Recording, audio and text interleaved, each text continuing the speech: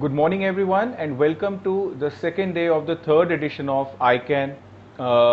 We witnessed a jam-packed, first and second technical session yesterday. We had an amazing inaugural session, and continuing with the trend, we have with us a veteran journalist and an eminent media scholar, Mr. KG Suresh. I would like Aditi Srivastav to formally introduce Mr. KG Suresh, and then we can take this plenary session ahead. Over to you, Aditi.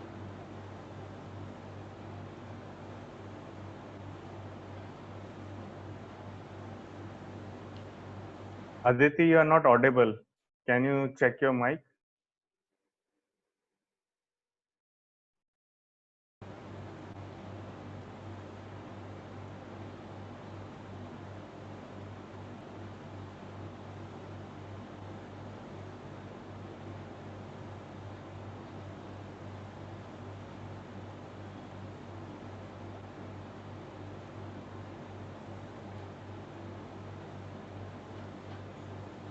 Pramod, you go ahead. Okay, there is some technical problem, and I think we are not able to listen to what the anchor is saying. But let me take this opportunity to introduce Mr. KG Suresh. He's been a veteran journalist. He has been sir previous. आप अपना mic camera on कर लीजिए sir. He has been formally associated with IIMC as the Director General. He has also been Professor Emeritus at APJ Satya University. Currently, like Amrish sir said, he is with UPES Dehradun and is taking up the mammoth task of setting up a media department there. In addition to this, there is so much to say about KG Suresh sir. He's been conferred with so many awards, and the list is, I mean, it's endless. So there is no point, I think, talking about so many achievements of Mr. KG Suresh. I think because we have him here, it would be very wrong to waste time now. And I think it should be over to KG Suresh sir, and please enlighten us, sir. Let me just tell you the topic for the first plenary session is the grassroots journalism in the digital era. So over to you, sir. Thank you. Am I audible? Yes, sir. Yes, sir. Thank you. Thank you. Very good morning to all of you. Good morning, sir. Professor Amrish Saxena, Professor Sushmita Bala. I also see a lot of familiar names on the screen. That includes, I'm seeing Professor Manoj Dayal on the screen. I'm seeing, my former colleague Krishna on the screen. I'm seeing Dr. Lopamudra Chakravarti. I'm seeing Professor Ramesh Rawat. So a lot of other familiar names, and thank you, Pramod, for that warm introduction. And congratulations to DME. It has always been a pleasure coming to DME. And of course, this time it's in a digital mode that I'm addressing this conference. And you have been successfully organizing so many conferences, and I'm told this is the world's first 10 days international digital conference. My compliments. And on a very relevant topic, and perhaps no other topic. I have been addressing seminars since the lockdown, almost one or two every day. And this is perhaps the first in which we are actually talking about grassroots journalism. This is a very relevant topic, and my compliment. And there somewhere, I believe that in my introduction, only the academic part was mentioned. I've been a field journalist, hardcore field journalist for over 3 decades. So, and I have, grown up the ladder right from a sub-editorial trainee to the editor of a news channel. So I've been part of this grassroots initiative. And I would try to share some of my perspective, because today grassroots journalism has become very, very relevant because of the current scenario. Let me just talk to you briefly about the scenario.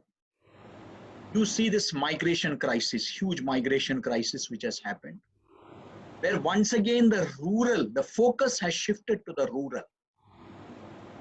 Our media, unfortunately, has been, the so-called mainstream media, has been very urban centric. And we talk about the urban divide, where the rural urban divide, so to say. And that has always been there in the media space also. If you look at statistics, the coverage of rural affairs, or what you can call grassroots, has been minimal. And that has been primarily because of commercial reasons. Commercial interests have driven media coverage all along. I'm not talking about a missionary period during the freedom struggle and immediately after independence. But once media became a very commercial kind of a proposition, you would find that the focus has always been on the target audience. And the rural has never been the target audience, particularly for the so-called mainstream. And in that, the English media, which has been the main, I would say, the influencer so far as policy matters are concerned. That is something that you have to keep in mind. In terms of sheer numbers, the language media is far ahead. But for example, in Bengal, let us say, the Anand Bazar Patrika is far ahead in terms of the reach. But if you talk about the influence at the policy level, then among bureaucrats, among politicians, then perhaps a Telegraph would be a notch higher, though its circulation may not be up to. And the same applies to, across the country, whether it is, in Delhi or Mumbai. So the so-called national media, which are the prominent newspapers in the metropolitan cities, have been, if you look at their content and coverage, you will find that they have been very local media. Now that is an irony. You say they are national media. For example, Delhi newspapers have been focused on Delhi. For them, certainly waterlogging in a Gurgaon locality would be far more important than the massive floods in Assam or Bihar. That is because the target audience, what is their market? Where is their audience located? So all the factors of news, such as proximity, plays an important role. And then, if you look at, say, crime coverage, a murder in a posh locality, say in Safdarjung Enclave or Greater Kailash in South Delhi, would be front page, 4 column, as against, say, a brutal double murder in a rehabilitation colony or in a slum locality, such as, say, Sangam Vihar or some other place. If it happens, it would find a mention in the city briefs, crime briefs, and that too 2 or 3 sentences. Because the people in Sangam Vihar do not read the Hindustan Times or Times of India. So the media is not looking at its role as a representative of the society as a whole. If you look at the content, it becomes very clear that their role is that of addressing the concerns, the aspirations of their target audience. Now, obviously, in this entire scenario, the rural doesn't have much of a, relevance, particularly for the so-called national media and the English media. We have been talking about grassroots journalism. You can call it by any other name. We had a term developmental journalism. We have, talked about so many aspects of it. In West, a new term is has been on the discussion board for quite some time. That is solution journalism.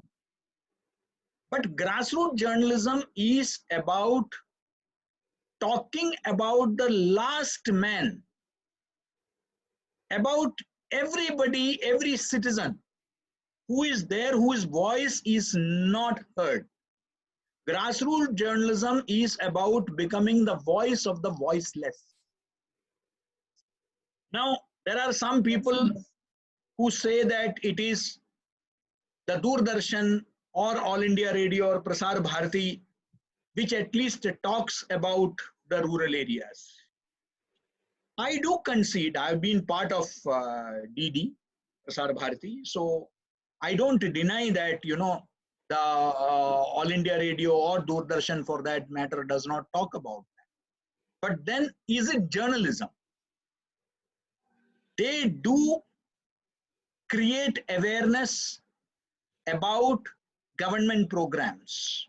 So if the government has, say, the UPA government had launched the Mahatma Gandhi National Rural Employment Guarantee Act. You had the NDA government with its Jan Dhan Yojana, Ujjwala Yojana and all that. So these public broadcasters, they are certainly reaching out to the people about disseminating information. But then we are not living in an age of communication. We are living in an age of conversations. Where is the engagement? Where is the feedback mechanism? Grassroots journalism is about feedback. Grassroots journalism is a two-way traffic. It is not about a one-way traffic where what the government is doing, what are the people, looking at. For example, if there is a government program, yes, journalism ought to create awareness. If there is a Right to Information Act, it is the responsibility of the media to create awareness among the people about the right to information.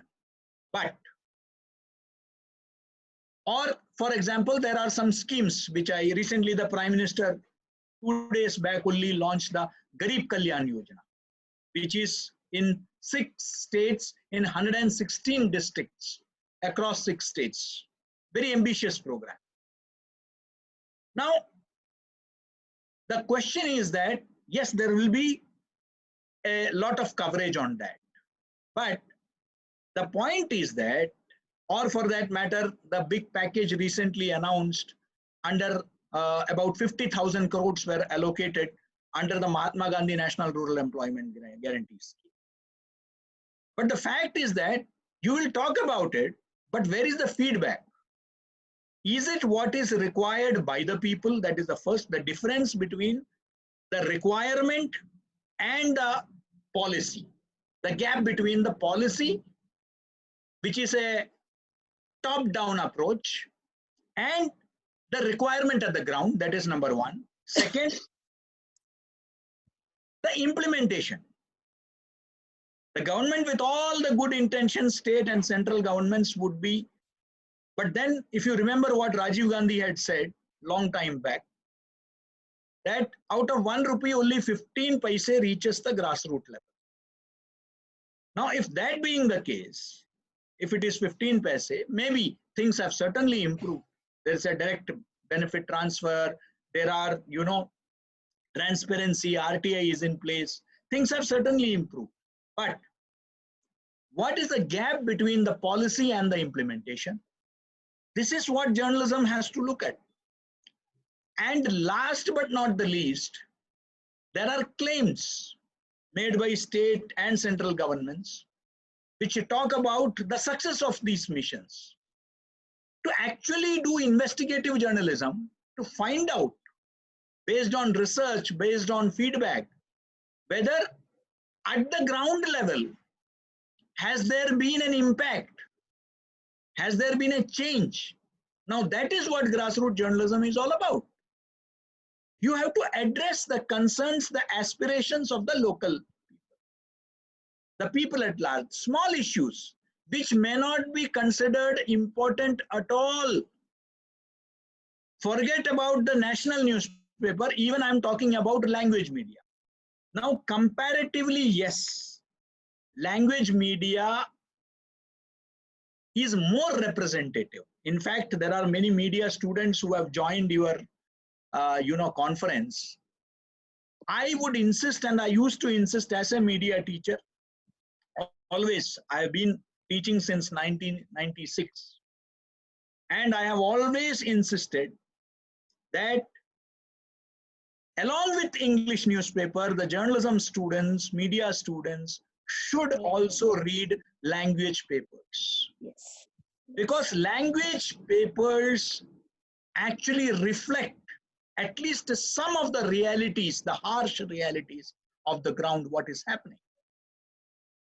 You can turn all the pages of the national English language papers, you would hardly find what is happening in Hardoi or in Tiruchirappalli or in Moirang in Northeast, or in somewhere in Bhuj. So you would hardly find anything. Their coverage would be city-centric and event-centric, with of course some opinion pieces by some eminent people. But what is happening at the grassroots level, comparatively you will find it better in language media. But please remember, we are talking about a country where we have over 700 languages. We are not talking about, a country where you have one national language and a couple of other things. I am talking about a country where you have 700 languages, dialects. How do you communicate? That is only then, if you only communicate in the language of the people, can you actually convey their aspirations, their dreams, their grievances? But can you do that by talking in a few languages? So if you think that Hindi is what is applicable only in so far as, for example, in Bihar, then you are making a big mistake. Bihar itself has so many languages, from Magai to Maithili. You have so many languages which are there. You talk about Uttar Pradesh, you have so many local dialects which are there. So if you think that entire UP means Hindi, you are making a big mistake. There may be variants of Hindi, but the people, local people understand. Sometimes you are not able to make out when some people from the rural areas, when they engage with you, many words, though you are also familiar with Hindi, they are also talking a variant of Hindi, but there are many words which you are not familiar with. So to think that entire North speaks Hindi, that everybody understand everything, no. And the fact that today we are speaking in a Hindi where many new terminologies based on Sanskrit and others are coming to use, which the common man may not be familiar with. So you have to understand language plays a very important role in grassroots level journalism. Then what are the issues that they take up? That is also important at the grassroots level. For that, you require dedicated grassroots media. Now, that is where the digital age, because today's topic is grassroots journalism in the digital age. You need to have digital platforms that could be text, that could be video, that could be blogs, which would actually echo the aspirations, the dreams, the grievances of the ordinary people living in villages, in tribal areas. There is a need for strong community media movement in the country. Already a lot of work is happening. It is not that work is not happening. If you and I think that it is that some of the newspapers that you and I are familiar with, they are doing journalism. Yes, they are. Today, print media has survived except for this COVID setback. And I am sure that, they will come back once COVID, we get over this problem. Indian print media is not going to die so soon. At least I am not one of those, prophets of doom who think that this is the end of print media. Print media still has a relevance because print media in India has reinvented itself with district-wise editions, with a lot of local coverage, in the local languages. In fact, today, even the advertisement revenues are shifting in a big way to language media. The so-called big national channels are also now having their own regional channels, whether it is Zee or Network 18, you name it, they all have started their own regional language platforms. They have realized, and the same is happening in digital media also. Even Chinese companies like DanceByte are investing hugely in language, the ShareChat, Snapchat, and all that, because people are wanting to communicate in their own language. They want to listen, they want to read, they want to, watch content in their own language. So there is a growth, tremendous growth. Well, these statistics are available on the net, so I don't want to, take the time because I want to focus on the substantive part of it. Now, please remember that a lot of new media platforms have come into play and they are making a lot of changes. I'll name a few of them, then we can come to the Q&A session. In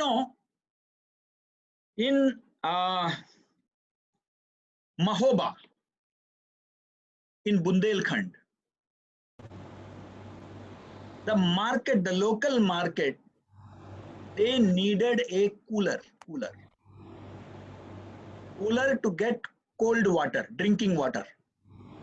Bundelkhand, again, one of the places where you had a lot of farmer suicides and you had a lot of stories about starvation, about, poverty there, a backward region.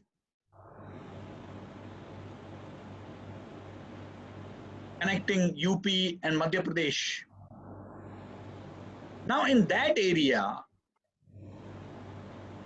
this cooler is installed thanks to a proactive initiative taken by an emerging women-centric media platform by the name Khabar Lahariya.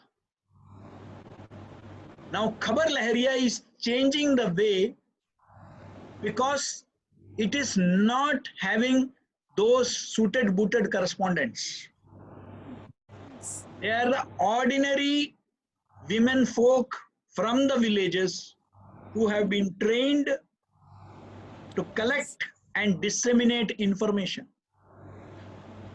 And whether it is a huge inflated electricity bill received by a consumer in a village, or it is the issue of the coolers, it is very small, which may seem very petty and small for a national newspaper or a regional newspaper to highlight, are stories that these platforms are today focusing on the very minor issues affecting the common man. He is finding a voice, and these voices are increasingly being heard because people are listening to these voices, and the local authorities have realized that these voices have the backing of the people. because they are, if you ask me to define, grassroots journalism as of today, it is journalism of the people, for the people, by the people. And that is what grassroots journalism today is all about, and these new platforms which have come. I'll give you the example of a friend of mine, a dear friend of mine, and I'm sure you are all familiar with him. He has been internationally honored, Shubhranshu Chaudhary. Now, Shubhranshu was with BBC earlier and now runs a platform by the name CG Swaranet, Chhattisgarh Swaranet. And he is using a technology that is Bluetooth enabled radio broadcast. Now that is changing the way people are, communicating. Please remember, in Chhattisgarh, a lot of people, the government's effort have been there, but the communication gap has been there because we have not been talking in the language of the tribals. A majority of the tribals there speak Gondi. Now, this language, no government media is talking about. But here is a platform wherein you can actually use a mobile phone, go to areas where the connectivity is there, and through Bluetooth you can put across your views, which is then collated and disseminated further. That is making a small difference. So people have realized that I need to talk about these issues. And when we are talking about dealing with problems like Maoism and Naxalism and all that, I think that the worst part of it is that there is a huge communication gap between the governments, state government or central government, and the people there. And this communication, there are vested interests who are taking advantage of this communication gap. So this needs to be bridged. And that is where these local platforms are coming into play. Another initiative, again, another friend, Nilesh Mishra, who was a successful journalist with Reuters and others. We have covered many assignments together. He is a product of IIMC. Nilesh runs something called Gaon Connection. It is a rural-based newspaper. Of course, with its own digital platforms and all that, where again news from the villages are given importance. Please realize that you and I may not be reading that, but there are a lot of people who find the reflection of their aspiration on these platforms. If you look at the rural coverage, if you look at the statistics, that's pathetic, of the so-called mainstream media. They are in a couple of percentages. They are in a couple of percentages. I'm not looking at 10 and above. I am even looking at below 5% coverage. That's rural affairs. The last rural affairs editor we have heard about was P. Sainath,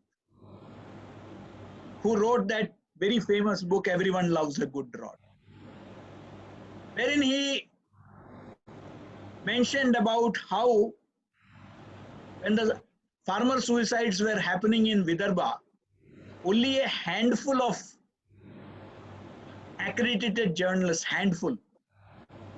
were there to cover that. But in contrast, he talked about how to cover the Lakme India Fashion Week in Mumbai, over 1,500 accredited journalists had applied for. This is the prioritization in terms of the media. For them, A fashion week is far more important than the farmer suicides. Now, then obviously the option is, what is the option? The option is to have a lot of these media platforms which are catering to the ordinary people. Another initiative I'm sure Ambrish ji and others are very well aware of are the video volunteers. Now, this is a platform wherein people from the most backward places are being trained to create videos, and they are even compensated. Create videos about their issues, about their problems, about their aspirations, about the local initiatives. And today they have become, people are able to express in their own words because nobody else is bothered. So let me to empower the ordinary citizen to raise his voice. That is what grassroots journalism is doing. There is another platform, 101reporters.com. Again, a digital platform, because we are talking about grassroots journalism in the digital age, where they are paying at the rate of 3 to 5 rupees per word, and they take a 900-word article. You are expected to convey to them that this is the topic on which I would like to write. And then they give their consent, and there are certain parameters of the article you are expected to write. And you write. And today, they have a network of 1,400 reporters across the country. So, and they're trying to cover all the, odd 660 plus districts in the country. They're looking at that. Now, again, because there is a paucity of time, I would like to come to one more platform which has been, hugely successful and doing a different kind of, grassroots level journalism altogether. And that is the platform led by P. Sainath. Now, P. Sainath created this platform, People's Archive for Rural India, or PARI. Now, PARI is not just about your problems. It is actually archiving life in the rural areas, about archiving their history, about their arts, their craft, their music. It has video, audio, text content. When you go to museums, you will find that museums talk one about history, about kings and monarchs, about regimes. But what about the ordinary people? How their life has been? Nobody is talking about that. You and I are not aware. We know the entire Mughal dynasty, right from Babur to Bahadur Shah Zafar. But we do not know about the life of the ordinary people at that time, because we have always had this tradition of talking about the kings, the princes. But what about the ordinary people, how they lived? We could only make out, infer from those texts, those poems. And we always had this, we never had a tradition of archiving or writing our own history. It has been always by word of mouth. And as it happens, it always has the potential of getting exaggerated, losing out on facts, because when it is not documented. So we have to rely a lot on, say, the Fahian's travelogue, on Hyun Sang's travelogue to find out what happened in India at that time. We need to understand this.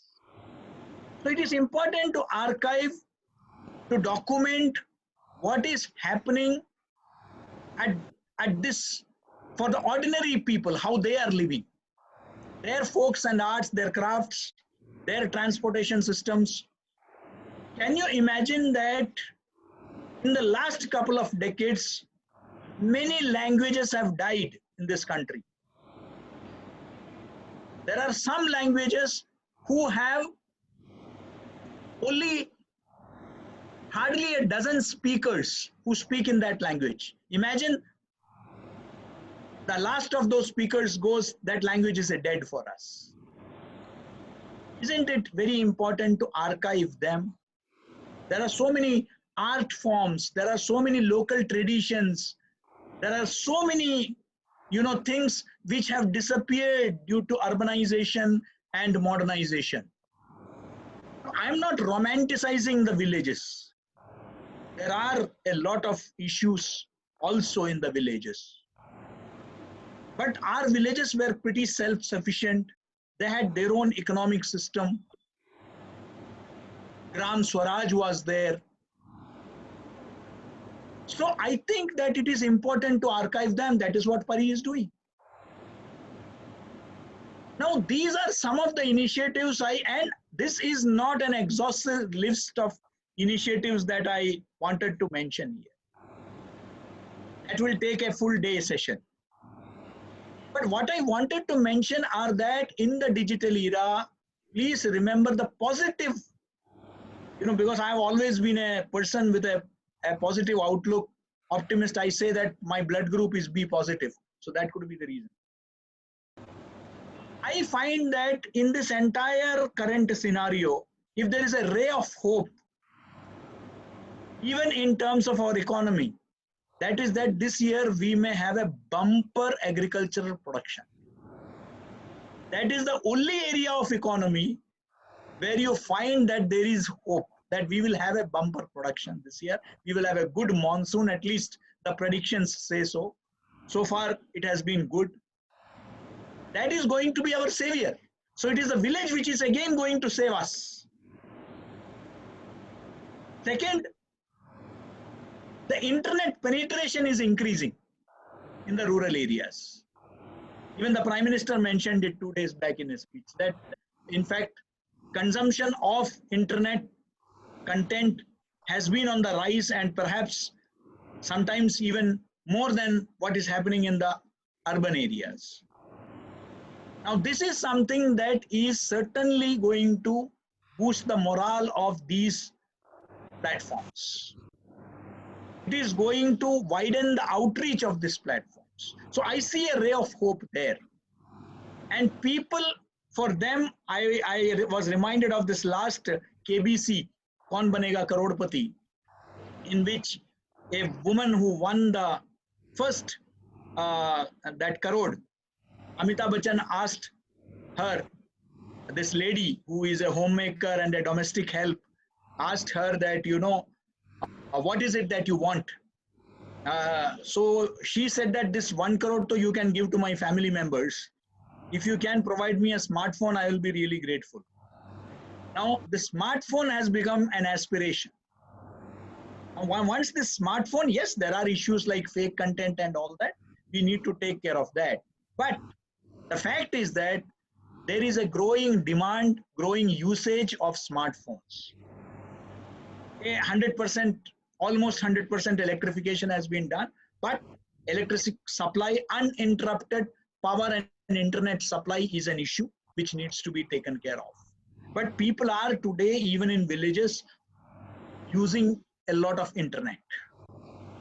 And telecom companies are going towards the rural areas because people are willing to pay.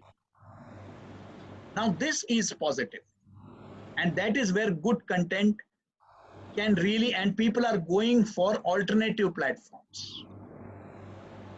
They are looking at platforms which can become a voice of the voiceless. Therefore, I don't want to take much of your time.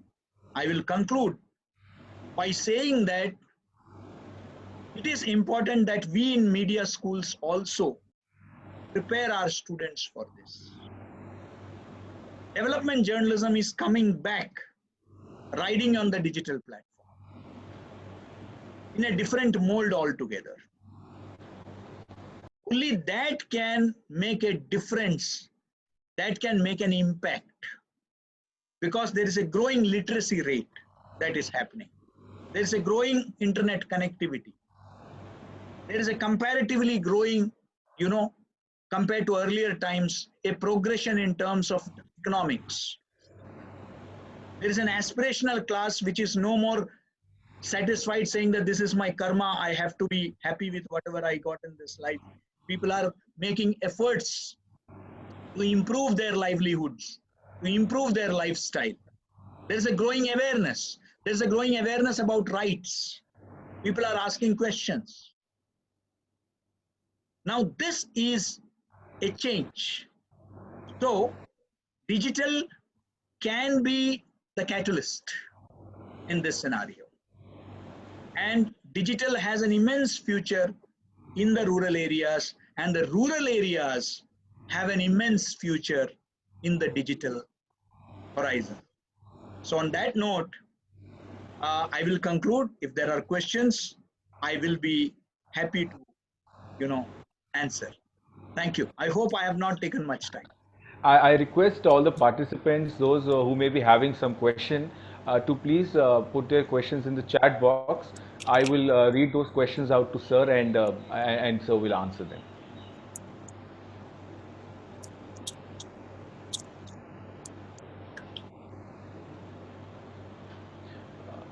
So there is one. That's not a question exactly. I think it's more of a comment that somebody has done. Observation, yes. It says, आज Hindi media से विचारों की विदाई का समय है, ना पत्रकारिता का मूल्यों से संबंध रहा है और ना ही राजनीति का. आज संपादन नहीं, खबरों में प्रबंधन हो रहा है. This was by Ojaskar Pandey ji. Obviously, I have talked about the failure of the mainstream media, and that is why the credibility is also at an all-time low, because we have been catering to commercial interests, but we have not been looking at popular interests, the interests of the people at large. So obviously there is a crisis of credibility. There's a question there's a question from Dr. Ramesh Kumar Rawat. He Yes. says, what is the challenge? What are the challenges, ethics, content checking process for grassroots journalism in the digital era for a journalist and media house? And What is that? He's talking about he's asking about the challenges, the ethics and the content checking process. Absolutely, yes. One, if they are not associated with a recognized, within quotes, media, obviously, they face a lot of challenges. The local administrations don't cooperate with them. Rather, they create obstacles in their path. Certainly, yes, it is, a challenge. There is no recognition of digital media as such as a platform. Still, it is the television channels and the newspapers who matter.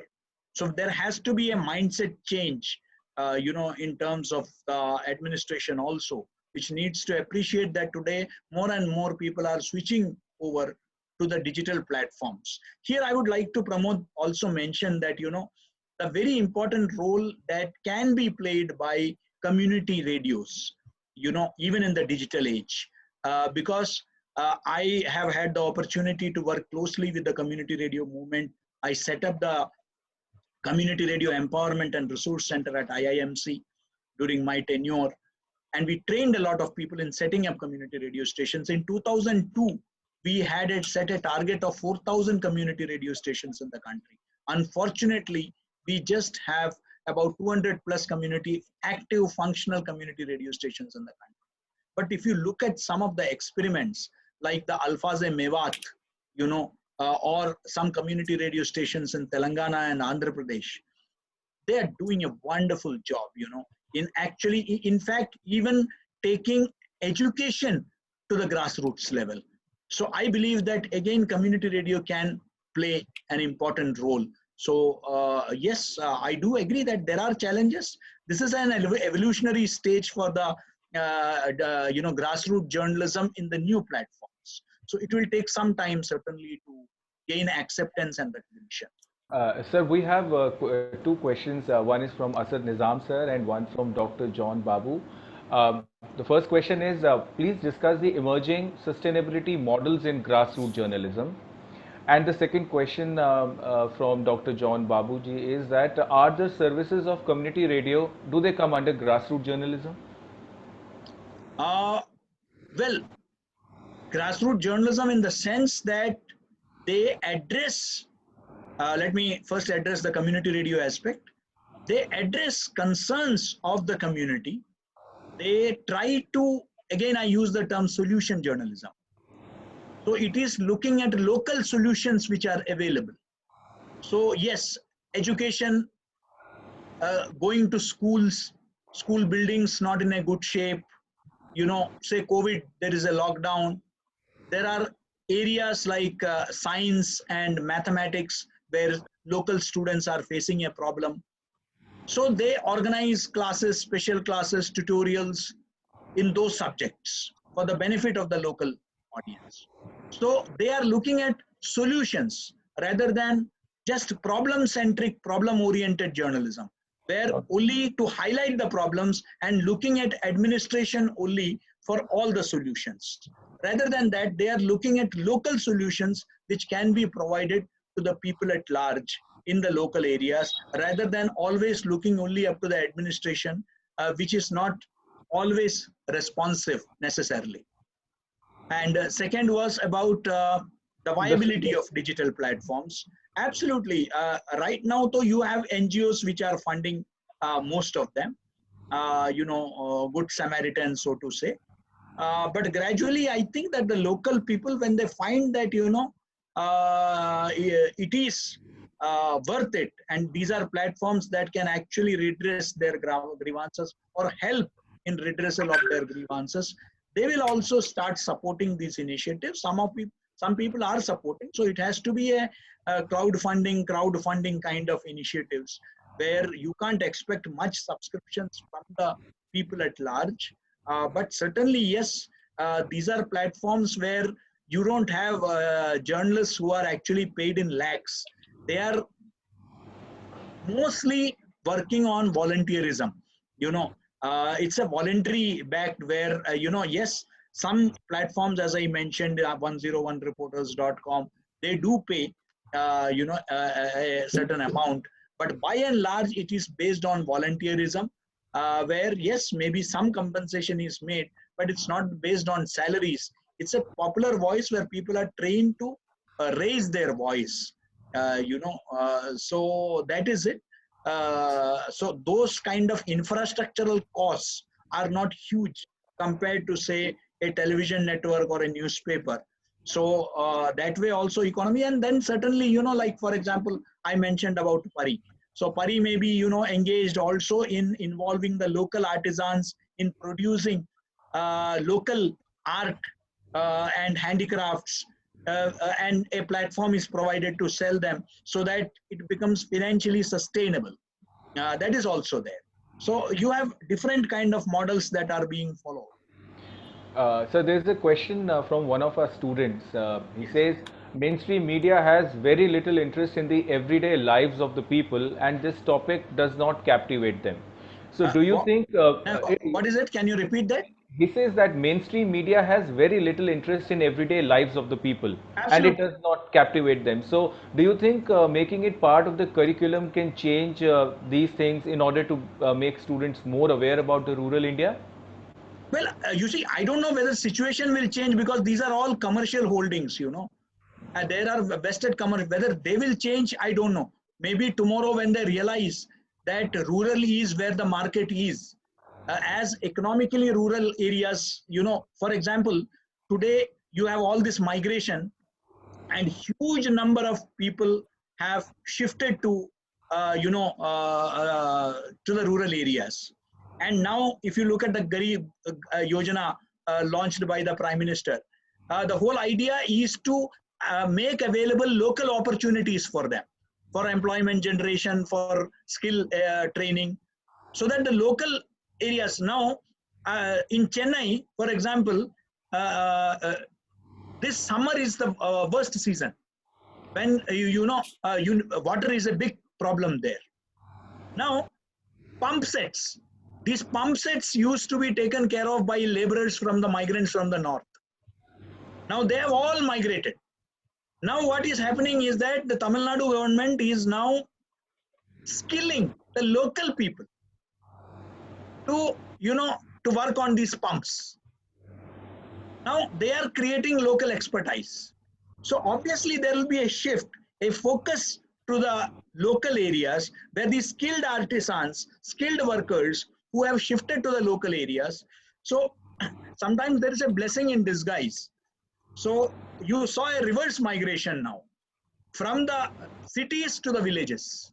So if we can, with a vision, capitalize on this, and that will also decongest our cities, our industrial, concentration in the urban areas can also be shifted to the, rural areas. That way we can bridge the urban-rural gap if we look at it from a visionary point of view. So this also offers you an opportunity to shift the economic paradigm, which was concentrated in the urban areas, to the rural areas. Sir, there is a question from Manaswini Yogi ma'am. She says, unless the mainstream media, where ads and TRP is important, they don't focus on rural issues. So will they really get justice? No, I totally agree. Right now, though, it is driven by, the urban areas, the target audience. But once, as I told you, language media is growing, and language media is in the local, in the villages, in the rural areas in a big way. So tomorrow when they realize that this is what the market wants, so obviously, you see, they are all, totally directed, guided by the market forces. So tomorrow if they realize that village is the place, the rural areas are where they have their market share, so they will obviously shift to the rural areas. But we have to create that kind of but till then, I think the hope is only in the grassroots platforms. It will take some time. It is not easy. I think that the cities continue to dominate. Okay, so there's a question from one of our students who has, I think, tried to bring the idea of marginalized people and the grassroots level journalism together. He Yes. has asked, should transgender people be considered to be reporters at the grassroots level? Why not? Also, if these transgender and bi people are considered as normal people, will the grassroots of our journalism be more reinforced? Yeah, I think yes. Why not? Why only transgenders? Why not the physically challenged, or the differently abled, as we now call them, the Divyang, as the government calls them. Why not them? All the marginalized, the fisher folk, the farmers, I think that they all have a role to play. You see, now is the time for anthropological journalism, wherein when you talk about an anthropological study, you go in their very midst. You are no more an outsider. So today it need not be an outsider who does an anthropological study.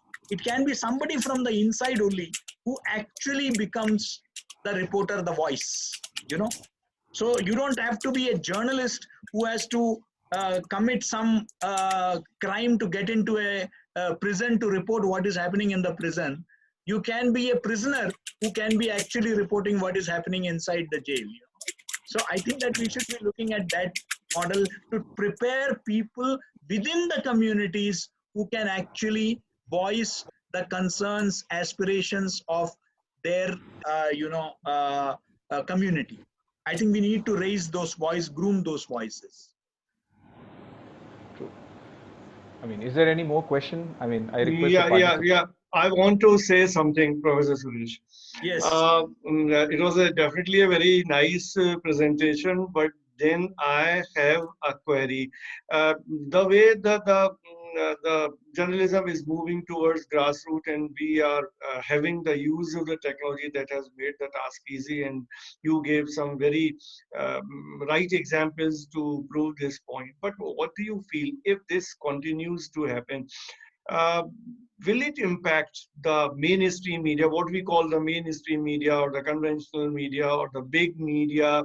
Will it impact, I mean, if this grassroots journalism grows and there are more avenues, more opportunities there, and more people opt for this, this will make any impact on the mainstream, this big media? Absolutely. As it grows, it certainly will. Initially, I see a coexistence. But obviously, you see how long, you know, if suppose channels are today talking about Corona and China and all that issues, but for the man at the grassroots level, his day-to-day issues are also important. That may not find a reflection in the so-called mainstream channels or platforms. So he needs a voice. He has a voice which he needs to really raise. Now, for that, he requires a platform. So those platforms will certainly survive. They will certainly get strengthened over a period of time as the awareness grows. And certainly in countries like Canada, Australia, and even the United States, you have been extensively traveling there. Community media plays a very important role. I think that as we evolve as a democracy, as a media, I see more of community media coming up in the country, where there would be a lot of localized content generation, more focus on local issues. Of course, the national, you will have the Washington Post and the New York Times catering to the intellectuals and the intelligentsia and all that. But in far away, Nebraska or in Atlanta, in the far-flung areas, you will have more of community papers. So similarly, I think that in India also you will have all these big brands catering to a special audience, but by and large, at the grassroots level, you will have more of these platforms which talk about them. People, I think, that have had enough of people talking about others. I'm reminded of that Hindi song long time back, old Hindi song, कि सिकंदर ने porous से की थी लड़ाई तो मैं क्या करूं. I think that they are going to say कि ये हुआ वो हुआ तो मैं क्या करूं, भाई मेरी बात तो करो. That is going to be important, and I think that those voices, those platforms are going to gain importance in the coming days. Yeah, but then don't you feel that, I mean, you talked about the community media, but don't you feel the kind of growth which should have been there in the community media has not happened in India? You refer to community radio, but as I look at the community radio, it has completely flopped. I mean, the kind of expectations that we people have from community radio, that did not happen. If we Absolutely. talk about the community, And that is why, Amrish ji, your topic is relevant. Digital age. You have talked about grassroots, but grassroots journalism in the digital age. Digital has changed everything today. The growing internet penetration, the growing electricity connections, the power availability of power, the growing literacy rate. Now, it is not easy for somebody to start a newspaper. It is not easy for somebody to start a news channel, which would require a lot of investment, financial. Now today, you don't need all these OB vans and a 5-story multi-story building to have your studios and all that. On your simple mobile phone, you can actually record, edit, and transmit. So this technology has, is going to play the role of a catalyst. And that is why people are today opting for smartphones in a big way. They are accessing. India is among the biggest users, consumers of a lot of social media tools, platforms. So that is going to be the change maker. That is why till now, if you did not see, that is because of the technological availability. What has changed in the last 10 years has not happened in the last 100 years. That we have to keep in mind. But then the way, as you expect, we all expect that the grassroots journalism will increase, will grow, and with the help of this internet technology, it will go faster. But then the question arises, what kind of impact you analyze it will make on Indian political system? Well, obviously, as there will be growing awareness, initially the people will be talking about their basic rights, their basic requirements. It will lead to empowerment, and then they will start seeking accountability. As empowerment, becomes a fact of life, as they become more aware of their rights and their responsibilities, more questions will be asked, more RTI will be, used. People will be asking that, I want to know, you have allocated this much of money under this scheme. Why it has not been allocated? Why only some people are benefiting? Why I am not benefiting? People will start asking, So it is the education, the awareness, technology, all put together that is going to bring about this change. And a lot of volunteerism. Yeah, you have talked about all good things about grassroots journalism and this digital-based grassroots journalism. But what is the darker side? Can you see some dark side of this grassroots journalism? Well, there are darker sides in every platform. On the one hand, social media is a democratized media, but social media has also become the tool for hate speech, for spreading divisions in the society, being used by extremist groups to recruit people. So similarly, obviously, grassroots journalism, if you remember, there used to be this yellow journalist, who would go to the local district magistrate, who will try to seek benefits, who will try to blackmail. In the electronic media age, if you remember, there were all these sting operations which were conducted to blackmail, So obviously, such elements will also be coming in. I will not be surprised if such elements also come in, So you had very good intentioned people who went to the forest areas to do social, reforms to herald change. But subsequently, they became arms dealers. They started taking contract money from Tendu leaf collectors and huge companies. So then they divided into gangs. So those who went there as progressive change makers turned into gangs, extortion gangs. So this will happen with every platform. But let us look at the positive side. As awareness grows, people become more. We look at the innate goodness of the people at large. They want. So I think that we should be looking at that, and gradually the evil side will be taken care of. Yeah, one Like thing fake more. content. You and I, we are all fighting against fake content. Yeah, one thing more certainly, I mean, related to that, I would like to ask definitely. Now, the experiences of the last few years have shown that as the grassroots journalism or the unconventional journalism or the social media-based journalism or digital journalism, it's growing. And many times we have witnessed that it builds an undue pressure on the government because government comes under pressure of the common sentiment which is being reflected on the digital platform, and it is affecting the governance adversely, wherein the government is under compulsion, under pressure, take some such decisions which otherwise it was not interested in taking. So the government is becoming more and more populist measures, taking more populist measures under pressure of this kind of journalism. But Amrishji, it has always been there. Haven't you heard about trial by media and how trial by media was influencing even judicial decisions? And I'm talking about judiciary, where you have the most learned, most wise, people who would always talk about public sentiments and public perception. Isn't that succumbing under public pressure? So I think that this will be there, certainly. And it is for the powers that be, whether it is judiciary or administration, who have to do a balancing act, between what is right and what is popular. I think that is the big challenge for them, that they need to understand that this is something which is correct and this is something that is popular. So something may be popular but may not be the correct thing. So that understanding has to be there.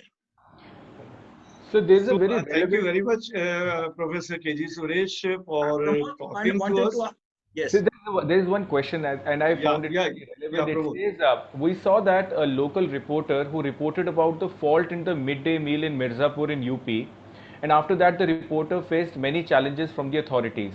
Yes. So how do you tackle that, sir, and how do you see this situation? No, this will happen. If you want to get into journalism, if you are thinking that this is a bed of roses, then you are mistaken. I mean, I have had people who, very powerful people who held press conferences against me, complained to my bosses against me.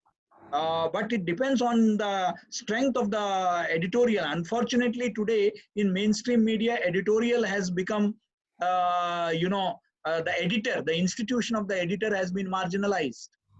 As a result of which editors are no more, it's more mostly the owners who are editors, and they are either the agents of the management, so though they are not able to take a stand. But we used to have editors who would take a stand.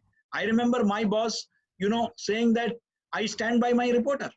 So those days maybe are now you have very few people who would stand by their reporters. They also come under pressure. So it is important that we strengthen editorial institutions, and we should be ready. You see, if वो uh, Hindi में वो कहते हैं ना कि ओखली में अगर सर रख दिया तो फिर मूसली से क्या डरना.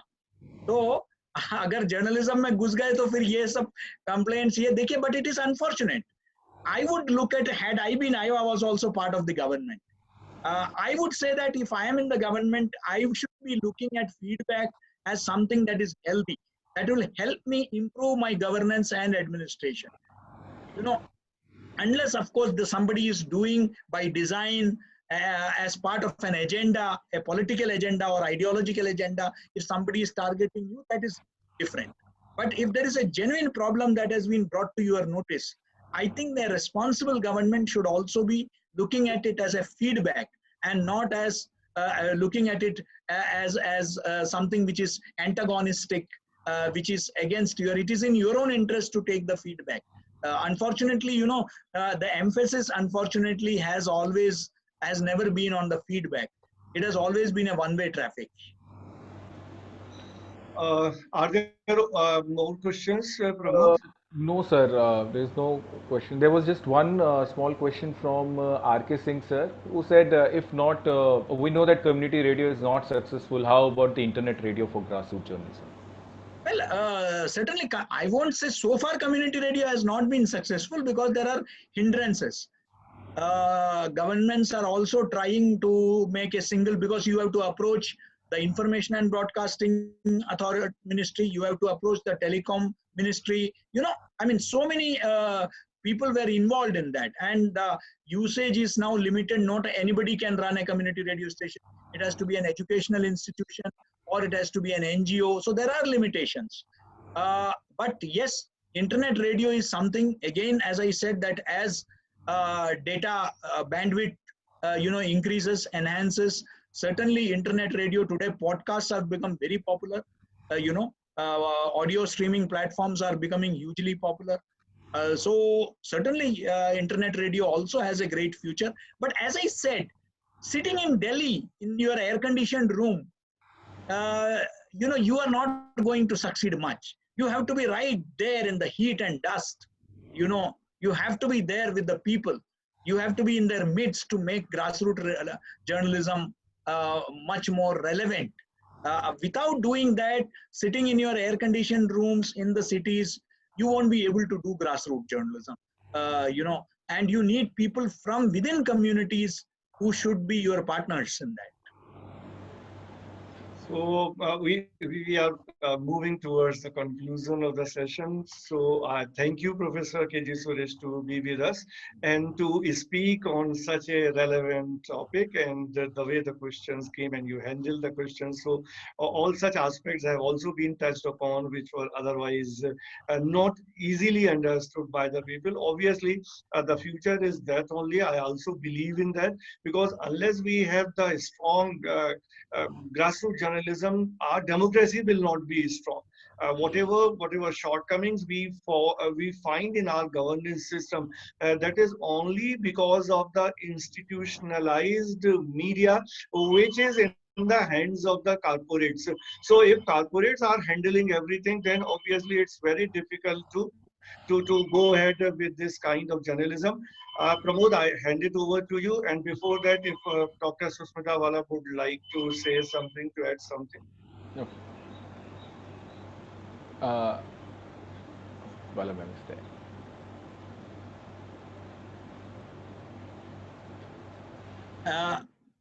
You can, yes.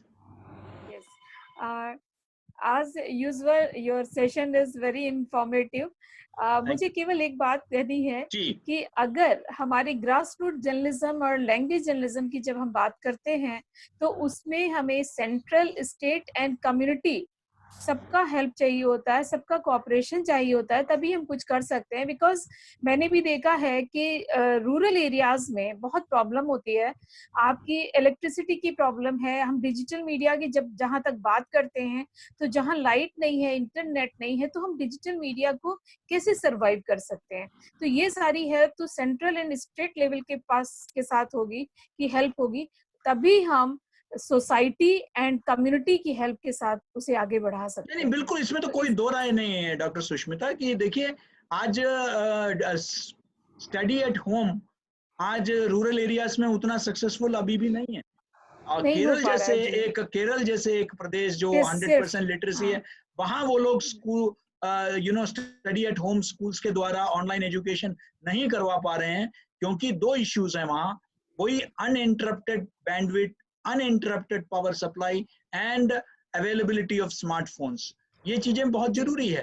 तो इसलिए वॉलंटरी ऑर्गेनाइजेशंस को अपनी ओर से इस और पहले जैसे हम लोगों को टीवी सेट दिया करते थे, उस तरह से टीवी सेट दिया करते थे. अब समय आ गया है जब स्मार्टफोन्स देने की जरूरत है. आई थिंक दैट लोगों को एम्पावर करने के लिए, I think that has to be we have to change the outlook. Yes, support is very important. Absolutely. Yes, sir. Okay, so I think we are towards the end of this particular session. Sir, the passionate and energetic display of expressions and the way you gave us your insights, the experiences that you shared, along with that academic fervor to it. So that was brilliant, and sir, it speaks volumes of the fact that the kind of trust that you have on the idea of grassroots journalism, and it's inspiring for all of us. And I think there could not have been a better morning than the one that we had today, with something as relevant as grassroots journalism being discussed by a veteran like you.